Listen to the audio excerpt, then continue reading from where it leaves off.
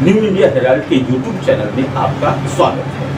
आज की कुछ अहम खबरों पर आइए डालते हैं एक नजर। भारत ने यूएन जनरल असेंबली में गजा संकट पर लाए गए प्रस्ताव पर वोटिंग में हिस्सा नहीं लिया। प्रस्ताव गजा में नागरिकों की सुरक्षा और वहां कानूनी और मानवीय कदमों को जारी रखने के समर्थन में था, लेकिन भारत इस पर वोटिंग से दूर रहा।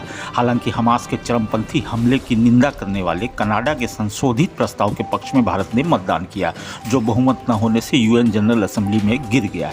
AIMIM के चीफ और सांसद असदुद्दीन ओवैसी ने यूएन जनरल असेंबली में गजा संकट पर लाए गए प्रस्ताव पर भारत के वोटिंग में हिस्सा न लेने की निंदा की है। ओवैसी ने मोदी सरकार के इस कदम की आलोचना करते हुए कहा कि यह स्तब्ध करने वाला है कि नरेंद्र मोदी सरकार मानवीय समझौते और नागरिकों की सुरक्षा के लिए लाए गए संयुक्त राष्ट्र के समझौते के प्रस्ताव पर वोटिंग से दूर रही।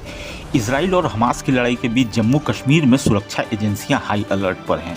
इंटेलिजेंस एजेंसियों को ऐसे इनपुट मिले हैं जिनमें पाकिस्तान के सोशल मीडिया में जम्मू कश्मीर को लेकर अनेक संदेशों का आदान प्रदान हुआ है। इनमें चर्चा है कि जिस तरह से हमास ने इजराइल पर औचक हमला किया है, कुछ उसी तरह की ट्रिक का इस्तेमाल कर पाकिस्तान के आतंकी संगठन जम्मू कश्मीर में घुसपैठ कर सकते हैं।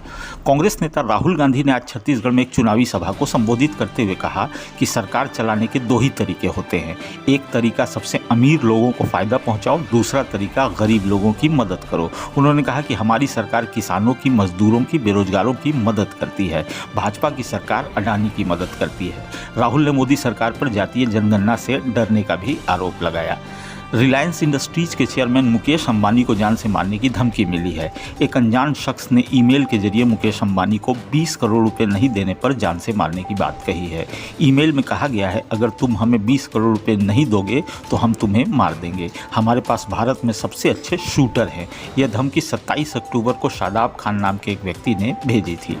पैसे लेकर संसद में सवाल पूछने के मामले में घिरी टीएमसी सांसद महुआ मोइत्रा ने स्वीकार किया है कि उन्होंने अपने मित्र और बिजनेसमैन दर्शन हीरानंदानी को संसद का अपना लॉगिन पासवर्ड दिया था। हालांकि उन्होंने इस बात से इनकार किया कि इसके बदले उन्होंने कैश या महंगे गिफ्ट लिए। महुआ ने कहा उन्होंने बिजनेसमैन हीरानंदानी से सिर्फ एक स्कार्फ, लिपस्टिक और आई शेडो लिया था, वो भी एक फ्रेंड के तौर पर। बिहार के सारण जिले के सदर अनुमंडल में दो गुटों के बीच झड़प के बाद 2 दिन के लिए इंटरनेट सेवा बंद कर दी गई।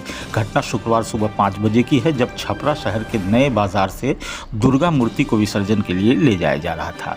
पुलिस के अनुसार इस दौरान तेज आवाज में डीजे बजाने के विरोध में असामाजिक तत्वों ने जुलूस पर पथराव किया। बाद में पुलिस और प्रशासन ने हालात को नियंत्रण में लेकर मूर्तियों का विसर्जन कराया। दिल्ली के जैतपुर थाना इलाके में एक युवती की गोली मारकर हत्या कर दी गई। बेखौफ बदमाशों ने घर में घुसकर 24 वर्षीय युवती को गोली मारी। गोली मारकर बदमाश मौके से फरार हो गए। युवती को तुरंत अस्पताल में भर्ती कराया गया, जहां डॉक्टरों ने उसे मृत घोषित कर दिया। फिलहाल पुलिस मामले की छानबीन कर रही है। पश्चिम बंगाल के मालदा जिले में भाजपा विधायक श्री रूपा मित्रा चौधरी की कार पर हमला हुआ, जिसका एक वीडियो सोशल मीडिया पर जारी किया गया है।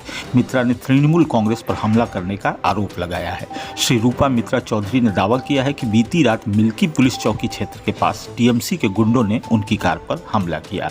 इजरायली सेना ने दावा किया है कि उसने हमास की एयरफोर्स के हेड इसाम अबू रुकबेह को मार गिराया है।